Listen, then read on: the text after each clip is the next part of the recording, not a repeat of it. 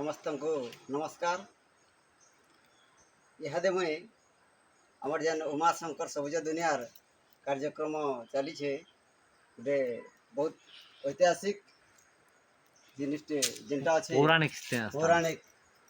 आज्ञाकर संगे आम भेट पड़ीनु से संगे आमर जी की तालीमदाता श्रीयुक्त घासीराम रणा सार उपस्थित अच्छा आरो रणा सार आज्ञाकर आज जेन देखुछन इतिर सबू कथा टिके आम आपण मान को सुनाबार लगी जाइछु। सर नमस्कार। सर प्रकृत में आम तो आसलु बहुत दूर जेनटा कि आमर होमर बलांगीर डिस्ट्रिक्ट उमाशंकर सबुज लिमिटेड आम बर्तमान कार्यरत अच्छु आ प्रत्येक पंचायत प्रोग्राम करूँ कि आज गोटे जगह जो पहुँचल गोटे ऐतिहासिक जगह कौन अच्छी जो समी वृक्ष लेखाई से जगह गोटे जगह तो प्रकृत में आम जानवा पाइलु कि जगहटा हूँ आमर महाभारत समय किसी गोटे किंवदंती आधारित अच्छी जोटा कि सत्यता नहीं महाभारत समय तो तार सत्यता कौन कौन ये जगहटा प्रसिद्ध एत पंचपांडव कौन रिलेसन माने लिंक थिला ये जगह ये जगह प्रति और ये जो माने आम विराटेश्वर मंदिर शिव मंदिर अच्छी से किए प्रतिष्ठा करते कौन करते आमर दर्शक मानक आप डिटेल्स से संपूर्ण विवरण देवे जहाँकि आम समस्त पाखक पहुँचाई चेष्टा करूँ कहीं एत सुंदर जगह आज लोकायित अवस्था अच्छी मो ओडिशार गर्व गौरव कहले चले आम सनातन धर्म हो आम महाभारत जो किसी भी अच्छी किंवदंती हो ताको आम प्रयास रखीचु कि कौन आप नाटा कहे आप मो श्री गोपाल चंद्र नायक मोर घर हे पंचायत नहेले भी यार जस्ट कड़ पंचायत पिंगु पंचायत रे घर किंतु मु ए ट्रस्ट रे जड़े मेंबर गवर्नमेंट मेंबर ये 2004 पर्यटन स्थली मान्यता भी पाई ये है समी वृक्ष कहले आमर महाभारतर किंवदंती जोटा कि अर्जुन तांकर अस्त्र शस्त्र लुचै रखिले जितेबाला से 14 वर्ष वनवास करथिले से समय तांकर वर्ष अज्ञातवास थिला से अज्ञातवास समय रे विराट देशर से थिले होची अज्ञात रे रहिथिले नारी रहिथिले जेतेबाला रहिथिले किंतु एटा होची विराट देश बा मत्स्य देश आकु भी कहा जाउथला से अर्जुन सेतेबाला कोन करथिले ए जो पत्थर या पर देखे जे हम तो बर्तमान ए समी वृक्ष सामने बसीचु से एठी गोटे गछ समी गछ गोटे थिला जो गछर करड़े अर्जुन तांकर अस्त्र शस्त्र को लुचै रखिले एवं सी एठू लुचै सारला परे एठू ग्रहणला बेसरे से जाइथिले विराट देश विराट रे अज्ञातवास करथिले एवं से जो करड़ रे थिला से तारी नाम अनुसार वर्तमान से गछ पत्थर हो जाइछि कालक्रमे से पत्थर हो जाइछि ताकू समी वृक्ष भी कहा जाउछि तले वासुदेवंकर मंदिर अच्छी ठाकुरंकर श्रीकृष्णंकर जो मंदिर अच्छी आउ ये भी सुधा आमर 2004 पर्यटन स्थली मान्यता पाई भारत सरकार द्वारा समी वृक्ष आमर तो ये हूँ आम पचर काल डैम अच्छी काल डैम पाखे तलू अच्छी कप्तिबदा आम विराट देशर राजा राज्य से एबे भी गढ़ अच्छी रजा भी अच्छा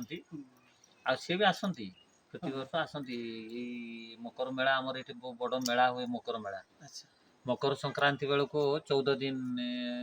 मकर 14 तारीख पाखर जनवरी 25 तारीख पर्यटन आम ये मेला बसे। अच्छा मो कहवा कथा हूँ जो गछटा था समी वृक्ष जो जगार अर्जुन तक गांडीव धनु को अस्त्र शस्त्र सब रखिक ग्रहणला विष नहीं तो प्रकृत में बर्तमान से गछटा आम कौटा से जोटा पत्थर हो जाइए अच्छा किंवदंती अनुसार कि महाभारत अनुसार जो रचना करिसेंती से समय सत्ययुग द्वापर युगर द्वापर पर से गछटा ही हो जाइए प्रस्तर हो जाइए जिते द्वापर युग अतिक्रम कर वृक्षटा कली समय से पत्थर रूप हो जाए शिवलिंग सदृश देखा बाहर देखा तो से जो ऊपर टॉप लेवल तो किए जापार रास्ता ही एपटू रास्ता होवाई बहुत चेष्टा चली रास्ता है किंतु से जो टॉप लेवल देखा गले बहुत पाखापाखि 1000 फुट उच्च हम से ऊपर अस्त्र शस्त्र था जोटा कि बर्तमान आज्ञाकर कहवा हिसाब से पत्थर मानने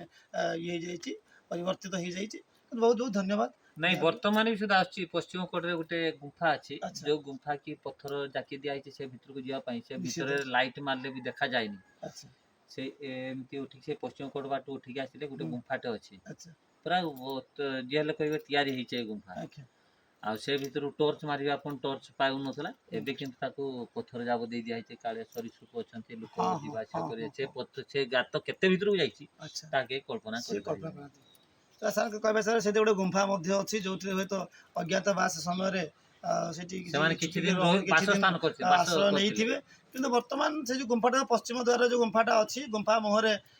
ଲୋକମାନେ କିଛି ସରୀସୃପ ହଉ କିମ୍ବା କୌଣସି ବାଘ ଭାଲୁ ରହୁଥିବେ ସେଇ ଉଦ୍ଦେଶ୍ୟରେ ଲୋକଙ୍କର ମାନେ ତାଙ୍କର କିଛି କ୍ଷତି ନ ହଉ ସେ ଉଦ୍ଦେଶ୍ୟରେ ତାପରେ ଗୋଟେ ପଥର ରଖିଦେଇଛନ୍ତି ଆଉ ସେ ପର୍ଯ୍ୟନ୍ତ ଯିବା ପାଇଁ ଟିକେ ଆମକୁ ବର୍ତ୍ତମାନ ରାସ୍ତା ହେଇନି କିନ୍ତୁ ଲୋକାଲ ଲୋକ ଗୁଡ଼ାକ ଯାଉଛନ୍ତି ସେ ପର୍ଯ୍ୟନ୍ତ। ନାଇଁ ବର୍ତ୍ତମାନ ରେନି ସିଜନ ବୋଲି ଯାଇ ହୁଏନି ହଁ ନହେଲେ ଏକ ପାଦେ ଗୋଟେ ପାଦରେ ତାକୁ ଚାଲିକି ଯିବା ପାଇଁ ହୁଏ ଆଚ୍ଛା ଆଚ୍ଛା ମୁଁ ବି ଯାଇଛି ହୁଁ ସେପଟରୁ ସେ ପଛ ପଟରୁ ଗୋଟେ ଅଛି ସେପଟକୁ ଆସିବା ପାଇଁ ହୁଁ ତାକୁ ସେ ପଥର ଗଳି ଅଛି ହୁଁ ବିରାଟ ପଥର ଅଛି ଏଇଭଳି ହଁ ଏମିତି ଗଳିକି ବସି ବସିକା ଯିବେ ଖଣ୍ଡେ ବାଟ ଆଚ୍ଛା ଗୋଟେ ଚେର ଅଛି ତାକୁ ଧରିକା ଯିବେ ହୁଁ ଯାଇକି ସେ ପୁଣି କିଛି ବାଟ ଆଇଲେ ଗୋଟେ ଗୁମ୍ଫାଟେ ଦେଖିବେ ଗୁମ୍ଫାଟେ ସେଠି ମାନେ ଲୋକ କଥା ଅନୁସାରେ ସେଠି ଜଣେ ଆମର ବହୁତ ବଡ଼ ଋଷି ଥିଲେ ହଁ ସେ ଗୁମ୍ଫା ଭିତରେ ଆଚ୍ଛା କିଛି ବି ଅନୁମାନ କରନ୍ତି ହୁଏତ ସେଠି ବି ପଞ୍ଚୁ ପାଣ୍ଡବ କିଛି ଦିନ ଅଜ୍ଞାତବାସ କରିଥାଇ ପାରନ୍ତି ନହେଲେ କରିଥାଇପାରନ୍ତି ଏତେ ବଡ଼ ଗୁମ୍ଫା ଆସିବ କେମିତି। କାହିଁକି ଆସିବ ହୟତ ସେ ଋଷି ବି ସେଇ ତପସ୍ୟା କରିବା ପାଇଁ ହଁ କାହିଁକି ନା ଆଗର ଯୋଉ ଋଷିମୁନି ମାନେ ଥିଲେ ତାଙ୍କ ତପସ୍ୟା କରିବା ପାଇଁ ସେ ଏକାନ୍ତ ଚାହୁଁଥିଲେ ଯେମିତି ତାଙ୍କର ପ୍ରଭୁଙ୍କ ଉପାସନାରେ ତାଙ୍କର ଆରାଧନାରେ କୌଣସି ବାଧା ପ୍ରାପ୍ତ ନ ହେବ ସେ ଉଦ୍ଦେଶ୍ୟରେ ସେମାନେ ସେ ଗୁମ୍ଫା କରଡ଼ ମାନଙ୍କରେ ରହିକି ଠାକୁରଙ୍କ ଉପାସନା କରୁଥିଲେ ସେଥିରେ ବି ହେଇଥାଇପାରେ କିନ୍ତୁ ଏଇ ଏବେ ସ୍ପଷ୍ଟ ଏଇ ହେଇନି ଯୋଉ ଗୁମ୍ଫା ଦେଖୁଛନ୍ତି ଏଇ ଯୋଉଠି ଇଏ ଗୁମ୍ଫା ଅଛି। ଗୋଟେ ୟାକୁ ବନା ହେଇଛି ଏବେ ଆଚ୍ଛା ଆଚ୍ଛା ନହେଲେ ଏଠି ଜଣେ ବି ମୋ ଦେଖିବାରେ ମୋ ଜାଣିବାରେ ମୁଁ ଦେଖିଛି ସେଇଠି ଗଲେ ତାଙ୍କ ଦେହାନ୍ତ ପରେ ହୁଁ। ସେଠି ତାଙ୍କୁ ଏଇ ବନେଇ ଦିଆ ସମାଧି ହେଇଥିଲା କରିଦେଇଯାଇଛି ଆଚ୍ଛା ଏଠି ସମାଧି ନୁହେଁ ହଁ ତାଙ୍କୁ ବନେଇ ଦିଆହେଇଥିଲା ଆଉ ତାକୁ ସମାଧି ଦିଆହେଇଛି ହୁଁ ସେ ତାଙ୍କୁ ରହିବା ପାଇଁ ବନା ହେଇଥିଲା ସେଇଠୁ ଯିବା ପାଇଁ ଚାହିଁଲେ ନାହିଁ ସେଥିପାଇଁ ଆମେ ଆଚ୍ଛା ଆଚ୍ଛା। ଦେଖିଛେ। ଏଇ ଯୋଉ ଛୋଟିଆ ଆପଣ ଯୋଉ ପ୍ରତି ହଁ ମନ୍ଦିର ଭଳିଆ ଦେଖାଉଥିଲେ ଆମକୁ ଆମର ଆଜ୍ଞା ଯୋଉଟା ଦେଖିଛନ୍ତି ଆପଣ ମନ୍ଦିର ଛୋଟିଆ ମନ୍ଦିର ତଳେ ଦେଖୁଥିଲେ ଏଇଥିରେ ଜଣେ ଋଷି ରହୁଥିଲେ ଯିଏକି ତାଙ୍କର ଜୀବନର ଶେଷ ପର୍ଯ୍ୟନ୍ତ ସେ କାଳାତିପାତ କରୁଛନ୍ତି ଏଇଠି ଏ ଜାଗାରେ ତାଙ୍କ ସମାଧି ଥିଲା ମାନେ ସେ ସମାଧିସ୍ଥ ମାନେ ତାଙ୍କର ଇଏ କରୁଥିଲେ ସମାଧି କରୁଥିଲେ ହଁ ତାଙ୍କର ଯୋଉ ଏଇଠି ସେ ହଁ ସବୁବେଳେ ଗୋଟେ ଧୂନି ଜଳୁଥିଲା ତାଙ୍କର ତାଙ୍କର ଧନୀ ଜଳ ଥିଲେ ତାପରେ ସେଇଥିପାଇଁ ତାଙ୍କର ତା ଚିହ୍ନ ବି ଦିଆ ହଁ ହେଇଛି ସେଠି ତା ଚିହ୍ନ ତାଙ୍କର ବି ଦିଆ ମୃତ୍ୟାହ ହେଇଛି। ପରେ ଏଇଟା ତାଙ୍କର ବନ୍ଦ ହେଇଯାଇଛି ଆଉ ତାଙ୍କୁ ଅନ୍ୟ ଜାଗାରେ ସମାଧିଷ୍ଟ ହଁ କରିଦିଆଯାଇଛି ବହୁତ ବହୁତ ଧନ୍ୟବାଦ ଯାହା ହଉ ବହୁତ ଗୁଡ଼ିଏ ଜିନିଷ ଆପଣଙ୍କ ଦ୍ୱାରା ଆମେ ଜାଣିପାରିଲୁ ଚାହିଁବୁ ଦର୍ଶକମାନଙ୍କୁ ଆପଣମାନେ ଭିଜିଟ୍ କରନ୍ତୁ ଏଭଳିଆ ଗୋଟେ ବହୁତ ବହୁତ ସୁନ୍ଦର ଜାଗା ଗୁଡ଼ାକ ଅଛି ଆମର ପଶ୍ଚିମ ଓଡ଼ିଶାରେ ଆରମ୍ଭ କରିକି ଆମର ଅଲ୍ ଓଭର ଓଡ଼ିଶାରେ ଏଇଟା ଆମର କେଉଁ ଓଡ଼ିଶା ଦକ୍ଷିଣ ଏଟା ଆମର ଉତ୍ତର ଓଡ଼ିଶା ଉତ୍ତର ଓଡ଼ିଶାରେ ବହୁତ ଗୁଡ଼ିଏ ଜାଗା ଆମେ ଦେଖିବା ଆଉ ଏଇଟା ପ୍ରକୃତିରେ ଶିମିଳିପାଳ ଅଭୟାରଣ୍ୟକୁ ଲାଗିକିରି ଅଛି ପଛପଟରେ ତ ଆମେ ସେ ଅଭୟାରଣ୍ୟର ଦୃଶ୍ୟ ବି ଆମକୁ ସାମ୍ନାରେ ଯେଉଁ ଦେଖେଇବେ ଏବେ କ୍ୟାମେରା ପାଇବନି କାହିଁକିନା ବର୍ତ୍ତମାନ ଟିକେ ମେଘୁଆ ବେଳେ ପାଗ ଅଛି ତ ଯାହା ବି ହଉ ଆପଣମାନେ ଭିଜିଟ୍ କରନ୍ତୁ ଦେଖନ୍ତୁ ଏଭଳିଆ ଲୋକମାନେ ଅଛନ୍ତି ଏଭଳିଆ ଜିନିଷ ଅଛି ଯେଉଁଟାକି ସତ୍ୟତା ଭାରତ ବର୍ଷ କେତେ ମାନେ ଆମର ସନାତନ ଧର୍ମକୁ ନେଇକି ବାନ୍ଧିକି ରହିଛି ସତ୍ୟ ତାପରେ ଆମର ଦ୍ୱାପର ତ୍ରେତୟା ତାପରେ ଆପଣଙ୍କର କଳିଯୁଗ ତ ଏଇ ଯୁଗ ଚାରି ଯୁଗରେ ଯେଉଁ ମାନେ ସତ୍ୟତା କ'ଣ ଆମେ ଆଜି ଲୋକମାନେ ପ୍ରଶ୍ନବାଚୀ କରୁଛନ୍ତି କି ପ୍ରକୃତରେ ସନାତନ ଧର୍ମ କ'ଣ ତ ଏଇସବୁ ଜିନିଷ ନ ଦେଖିଲେ କି ବିଶ୍ୱାସ କରିପାରିବାନି କି ଆମ ସନାତନ ଧର୍ମ କେତେ ପୁରୁଣା କେତେ ଅଲୌକିକ ଅଛନ୍ତି ଆମର ଯେଉଁ ପୂର୍ବପୁରୁଷମାନେ ଥିଲେ ଶ୍ରୀରାମଙ୍କଠୁ ଆରମ୍ଭ କରିକି ଶ୍ରୀକୃଷ୍ଣଙ୍କଠୁ ଆରମ୍ଭ କରିକି ଏ ଯେଉଁ ପଞ୍ଚୁପାଣ୍ଡବମାନଙ୍କର ସତ୍ୟତା ଆଜି ଆମେ ଆମ ଆଖି ସାମ୍ନାରେ ଦେଖିବାକୁ ପାଉଛୁ ତାର ପ୍ରମାଣ ଆମେ ପାଉଛୁ ତେଣୁ ସମସ୍ତଙ୍କୁ ଏତିକି ଅନୁରୋଧ କରିବି ସମସ୍ତେ ଭିଜିଟ୍ କରନ୍ତୁ ଦେଖନ୍ତୁ ଏବଂ ସନାତନ ଧର୍ମକୁ ଆପଣାନ୍ତୁ ବହୁତ ଧନ୍ୟବାଦ ସମସ୍ତଙ୍କୁ ନମସ୍କାର।